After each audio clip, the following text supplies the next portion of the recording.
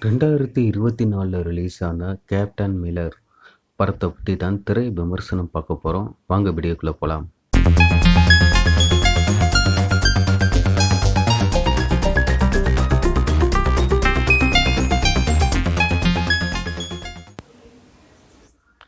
இந்த படத்தை டைரக்ஷன் பண்ணியிருக்கிறது Arun Matheswaran, music G V Prakashkumar, starring அதாவது லீட் ரோல் பண்ணியிருக்கிறது தனுஷ், அப்புறமா சிவராஜ்குமார், பிரியங்கா, அருள்மோகன், அதிதி பாலன், சந்தீப் மற்றும் பலர் நடிச்சிருக்காங்க. இந்த படத்தோட ஸ்டோரி என்னென்னா,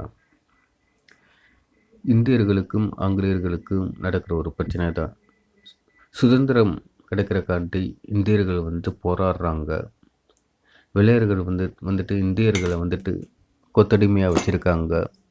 தனுஷ்க்கு வெள்ளைக்காரங்களை கண்டாலே ஆகாது. வெள்ளைக்காரங்களை கண்டாலே தனுஷ் கொலவெறியாக ஆயிடுறான். வெறித்தனமாக வேட்டையாடுறான் வெள்ளைக்காரங்களை. அதுக்கு ஒரு தக்கதான ஒரு காரணம் இருக்குது. அதுக்கான ஒரு சின்னதாக ஒரு ஸ்டோரி இருக்குது. வெள்ளைக்காரங்க தனுஷை பிடிக்கிறவங்களுக்கு தக்க சன்மானம் தரப்படும் அப்படின்னு சொல்லிட்டு வெறிகொண்டு தனுஷை தேடிக்கிட்டு இருக்காங்க. தனுஷை கொல்றதுக்காண்டி ஆங்கிலேயர்கிட்ட தனுஷ் பிடிப்பட்டாரா இல்லையா, அதுதான் இந்த படத்தோட ஸ்டோரியாக சொல்லப்படுது. இது ஒரு நல்ல என்டர்டெய்னர் படம்னு கேட்டிங்கன்னா, இது ஒரு நல்ல படம் தான். அதில் எந்த வித மாற்ற கருத்தும் இல்லை. ஆனால்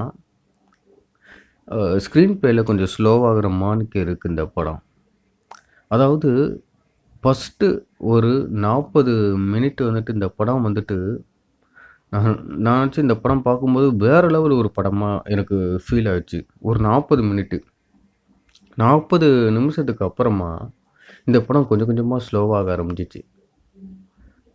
நல்ல ஸ்பீடாக போயிட்டு இருந்த படம் கொஞ்சமாக ஸ்லோவாக ஆரம்பிச்சிச்சு. சரி, இன்டர்வலுக்கு அப்புறமா படம் பழைய மணிக்கு நல்லா ஸ்பீடாக போகும்னு நினச்சேன். இன்டர்வல் போட்டாங்க. இன்டர்வல் போட்டதுக்கப்புறமா படம் மறுபடியும் ஸ்டார்ட் ஆகுது. இன்டர்வல் முடிச்சுட்டு படம் ஸ்டார்ட் ஆகுது.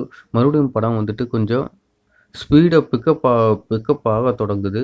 நான் நினச்ச படம் வேறு லெவலில் இருக்குன்னு மறுபடியும் படம் அப்படியே ஸ்லோவாக ஆரம்பிக்குது. எனக்கு இந்த படத்தை எப்படா நீங்கள் முடிப்பீங்க, அப்படியே கண்ணில் அப்படியே தூக்கம் வர ஆரம்பிச்சிருச்சு.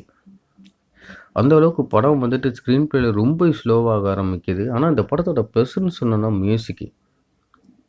அந்த மியூசிக்னால தான் நம்மளால் இந்த படத்தை உட்காந்து பார்க்க முடியுது. நம்ம தூங்கிட்டு இருந்தாலும் இந்த சத்தம் கேட்டு அப்படியே எந்திரிச்சிடுறோம். அந்த மணிக்கு மியூசிக் இந்த படத்தில் பக்கபலமாக இருக்குது. தனுஷோட ஆக்டிங் வேறு லெவலு. தனுஷ் ஒரு புதிய ஒரு கேரக்டரை கையாண்டுருக்கிறாரு. அது அவருக்கு கரெக்டாக ஒர்க் அவுட் ஆகிருக்கு.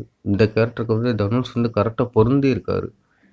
ஏன்னா இந்த ஸ்க்ரீன் பிளேயில் கொஞ்சம் நல்லா எடுத்திருந்தாங்கன்னா இன்னமும் படம் வேறு லெவலில் இருந்திருக்கும். அப்புறமா ஹீரோயின் அவங்க கதைக்கு ஏற்ற மணிக்கு கரெக்டாக போகிறாங்க. சும்மா லவ், டான்ஸு, ரொமான்ஸ் பாட்டு இந்த மணிக்கு இல்லாமல் கதைக்கு என்ன வேணுமோ அதை அவங்க கரெக்டாக பண்ணிட்டு போயிருக்காங்க. மொத்தத்தில் படம் எப்படி இருக்குன்னா, படம் பார்க்கலாம். ஆனால் இந்த மணிக்கு படங்கள்லாம் நம்ம டிவியில் தான் பார்க்க முடியும். டிவியில் போட்டாங்கன்னா நம்ம உட்காந்து பார்க்கலாம். ஆனால் தேட்டரில் போயெல்லாம் உட்காந்து நம்மளால் ஒரு 1/2 மணி நேரம் பார்க்கலாம். அது 1/2 மணி நேரத்துக்கு அப்புறமா நமக்கே தூக்கம் வந்துடும். தன்னால் அப்படியே தூக்கம் வந்துடும். அந்த மாதிரி தான் இருக்குது. இந்த மாதிரி படம்லாம் தமிழ் சினிமாவுக்கு செட் ஆகாது. இது இந்த பண்டிகை நாளில் நம்ம வீட்டில் உட்காந்து பார்க்குறதுக்கு வேணால் நல்லா இருக்குமே தவிர தேட்டரில் போய் பார்க்குற ஒரு படமாக அந்த படம் இல்லை. ஓகே ஃப்ரெண்ட்ஸ், நீங்கள் இந்த படத்தை பார்த்தீங்கன்னா படம் எப்படி இருக்குன்னு கமெண்ட் பண்ணுங்கள். படம் பார்க்காதவங்க படம் பார்த்துட்டு வந்துட்டு கமெண்ட் பண்ணுங்கள். ஓகே, நெக்ஸ்ட் வீடியோவில் சந்திக்கலாம். ஓகே, பாய்.